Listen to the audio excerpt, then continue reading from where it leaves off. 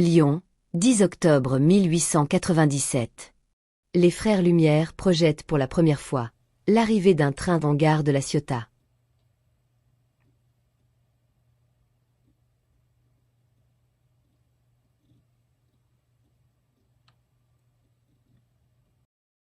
Le public, incapable de distinguer une situation réelle d'une image projetée, s'enfuit du théâtre, effrayé. Aujourd'hui, une telle réaction nous fait sourire. Pourquoi ? Nous vivons, de plus en plus, dans un monde d'images.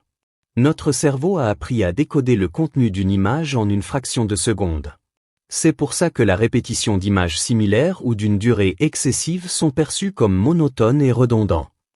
Un audiovisuel est comme une montgolfière. Pour s'envoler, il faut larguer le lest. Quelques conseils pour bien réussir mon montage. Importer et organiser mes fichiers dans un dossier et lui donner un nom. Définir mon sujet et sa ligne directrice. Objectif, destinataire, style, rythme, etc. Éliminer les images redondantes. Sinon, prends juste un détail. Éviter les plans séquences trop longs, caméra fixe, couper avec des images de détail ou en prise de vue diffère. Couper les mouvements de caméra aller-retour. Mais avant tout, il faut faire attention à la composition de vos images. Les Grecs de l'Antiquité avaient découvert l'existence d'une proportion des formes, qui était perçue comme harmonieuse et agréable à l'œil. Le nombre d'or, ou section dorée, ou proportion dorée, est une proportion, définie comme l'unique rapport A sous B entre deux longueurs A et B, telles que A sous B égale 1,618.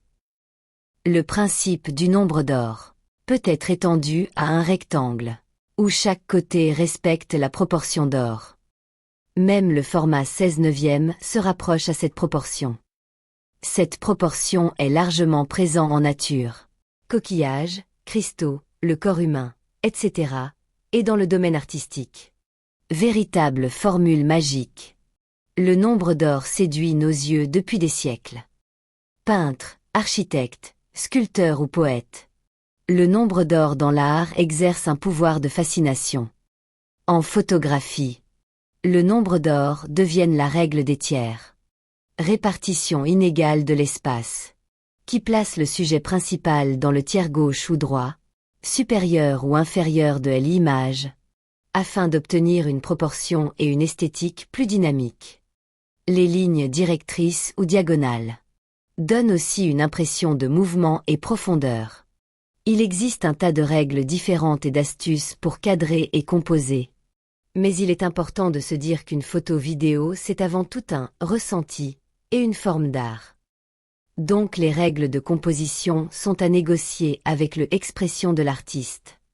Regardez cette photo de Newman Stravinsky réalisée par Arnold Newman en 1946. L'auteur a bouleversé les règles de la composition pour souligner la prééminence de la musique sur l'homme, qui n'en est que son interprète. Un magnifique exemple de déséquilibre significatif.